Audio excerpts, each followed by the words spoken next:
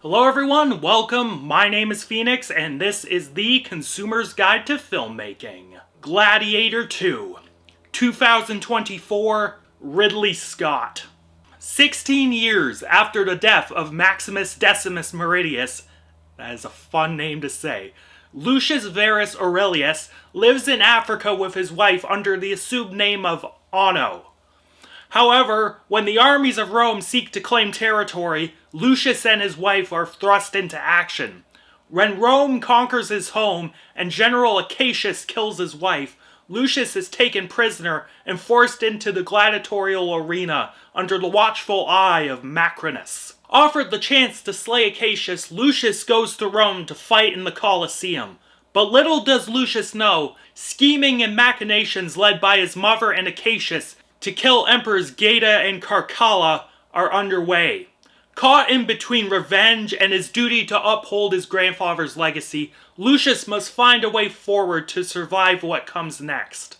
I don't really want to say, Ridley Scott strikes again, to be honest, because all things considered, this wasn't as dog shit as it could have been.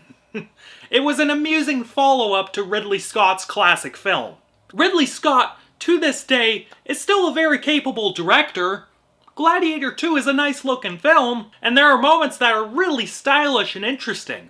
The opening credits are done with this painting mural art style, showing bits of the previous film in this colorful fashion. The recurring dream sequence is done in this desaturated sort of blue tint, and while that isn't an original visual choice, it suited the purpose of that part well enough. The film also makes a marked improvement on the action scenes from its predecessor. Every set piece and battle in this film didn't nauseate me. It was competently cut together and had some decent choreography to it. As well, Ridley's sense of spectacle is in full force. The sets, the stunts, the costumes, it was all mostly really nice. The special effects could be a bit dodgy though. The gore and the practical stuff all looked neat, but all the animals, sans a couple tigers, were some dog shit CGI. The first gladiatorial battle with the baboons, not only did those things look ridiculously demonic for some reason, like they're angry baboons, yeah, but they looked unrealistically monstrous. On top of all that, they just looked so fucking fake. Also, from a conceptual standpoint alone, that giant ship fight in the Colosseum was fucking retarded. Not only did the sharks look like shit, filling that arena with fucking water and the fact that the Romans had fucking sharks just laying about was honestly kind of ridiculous. In any other movie, I would be fine with this bit of retardation, but not in a sequel to a fairly grounded film like Gladiator. The score is probably the most forgettable technical aspect of this film. Only when it reincorporates ideas and pieces from Hans Zimmer does it become interesting. Otherwise, this Harry Gregson Williams cat is just doing a mediocre job of trying to sound like Hans Zimmer. It all just sort of blends into the jungle, and nothing about these pieces really stood out aside from maybe some of the diegetic, drumming in the Colosseum. Yeah. But the writing is something I honestly struggled to shit on, because what the fuck could you even do with Gladiator 2 besides what this film was? It was literally just the same film again. Beat for beat, this was just Gladiator. Different villains, different sort of motivations for characters, but it is structurally the same film and regurgitates the same ideas. But if you just accept that fact, it isn't that offensive, and it is quite amusing. I thought Macrinus was a fun villain, and his motivation of burning Rome to the ground to raise it anew was kind of fun.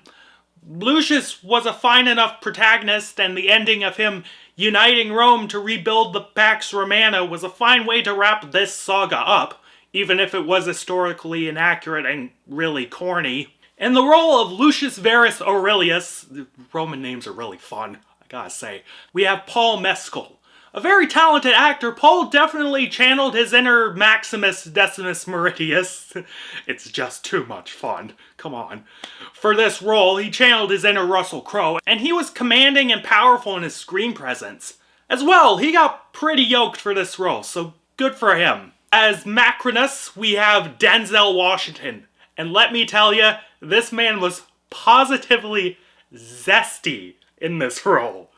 Striking a perfect balance between flamboyant and menacing, he was always captivating to watch, and that trademark Denzel charm was in full effect.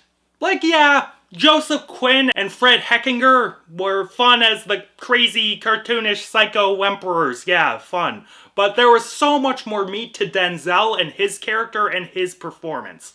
Connie Nielsen returns as Lucilla, and her scenes with Mescal were pretty damn good. That motherly sort of love poured out really convincingly, and that first scene with Mescal especially was quite gripping. So yeah, A for effort, I guess. Ridley Scott did the best he could with this stupid idea that is Gladiator 2. Featuring some game performances from Paul Mescal and Denzel Washington, as well as Ridley Scott trying his best with the production design and the visual elements, Gladiator 2 was entertaining, but you have to go in accepting the fact that this is just Gladiator again, and you won't be getting much of anything new.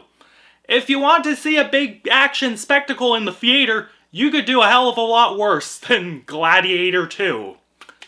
And I am feeling a 5.5 to a 6 out of 10 on this one. Oh, it's way closer to a 5.5 than it is a 6. But, you know, Ridley's direction was pretty good and Denzel was really fun. Fuck yeah. Catch you later, guys.